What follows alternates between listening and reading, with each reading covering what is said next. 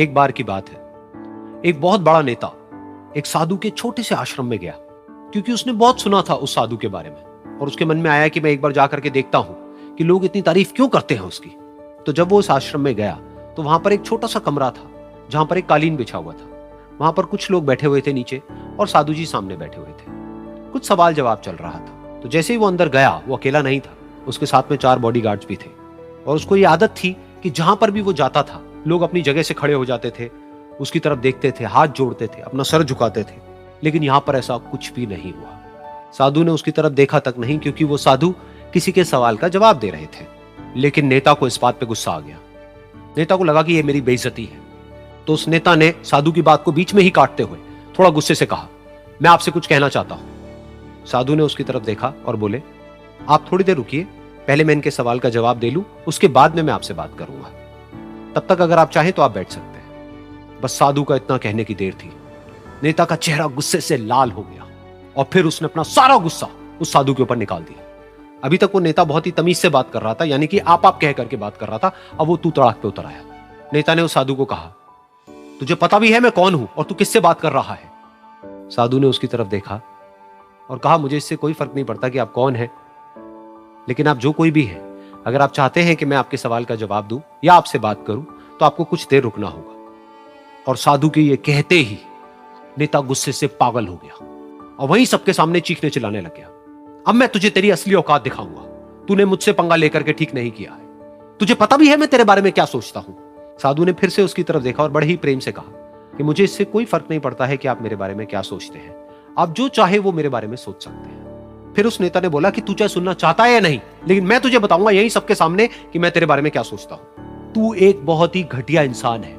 तू कोई साधु नहीं है, तू एक ढोंगी है, पाखंडी है और यहां पर जितने भी लोग बैठे हैं उन सबको बेवकूफ बना रहा है। तेरा बस एक ही मकसद है कि इन लोगों की जेब में जितना भी पैसा है वो सब तेरे पास में आ जाए। तू अपने फायदे के लिए इन लोगों का इस्तेमाल कर रहा है और अब मैं तुझे नहीं छोड़ने वाला। तेरा पर्दाफाश करके रहूंगा पूरी दुनिया के सामने। लेकिन उसके इतना बोलने के बाद भी उस साधु के चेहरे पर हल्की सी मुस्कान बनी ही रही। ये देखकर वो और तिल मिला गया और उसने कहा, अब बहुत हुआ, अब मैं यहां 1 मिनट भी नहीं रुकने वाला। लेकिन अभी भी तेरे पास में मौका है। अगर मुझसे माफी मांगनी है या मुझसे कुछ कहना है तो कह सकता है। इतना सब होने के बाद भी साधु बिल्कुल शांत था और उनके चेहरे पर एक मुस्कान थी। उन्होंने अपनी आंखें बंद कर ली। फिर साधु ने अपनी आंखें खोली, हाथ जोड़े और कहा कि मुझे आपसे कोई गिला शिकवा नहीं है। मेरे मन में आपके लिए कोई भी गलत ख्याल नहीं है। जो भी आपने मेरे बारे में कहा वो आपकी अपनी सोच थी। तो मुझे आप में कोई भी बुराई नजर नहीं आती है। मुझे आप एक बहुत ही भले इंसान लगते हैं। और साधु के इतना कहते ही नेताजी का दिमाग 7वें आसमान पर पहुंच गया। उनके चेहरे पर एक अजीब सी खुशी थी, क्योंकि उस साधु ने वो ही कहा जो बाकी सब लोग उस नेता को कहते हैं। और वो खुशी खुशी उस आश्रम से अपने घर की तरफ चला गया और जा करके अपने पिताजी के साथ में बैठ गया। उसके पिताजी की आंखें बंद थी और वो ध्यान में थे। पूरी जिंदगी उन्होंने सिर्फ लोगों की सेवा करी और बदले में कुछ भी एक्सपेक्ट नहीं किया।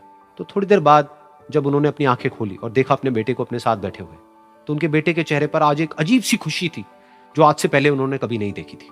फिर उसने एक एक करके सब कुछ बताया कि आज क्या हुआ, किस तरह से वो आश्रम गया, वहां पर क्या हुआ, उसने क्या कहा, उन्होंने क्या कहा। तो जब इसके पिताजी ने पूरी बात सुनी तो थोड़ा सा मुस्कुराए और अपने बेटे को देख करके बोले कि उन्होंने तुम्हारी तारीफ नहीं करी है, क्योंकि उन्होंने वो नहीं कहा कि जो तुम हो, उन्होंने वो कहा कि जो वो खुद है। और तुमने जो भी कुछ उनको कहा वो नहीं कहा कि जो वो है, बल्कि तुमने वो कहा जो तुम खुद हो। यही बात वेदों में भी कही गई है, यथा दृष्टि तथा सृष्टि। ये दुनिया तुम्हें वैसी नहीं दिखती है जैसी कि ये दुनिया है। ये दुनिया तुम्हें वैसी दिखती है जैसे तुम खुद हो। जिसकी नजर जैसी है उसके लिए ये दुनिया वैसी ही है। तो अगर तुम अपनी दुनिया को बदलना चाहते हो तो उसका सिर्फ एक तरीका है, अपनी नजर को बदलो।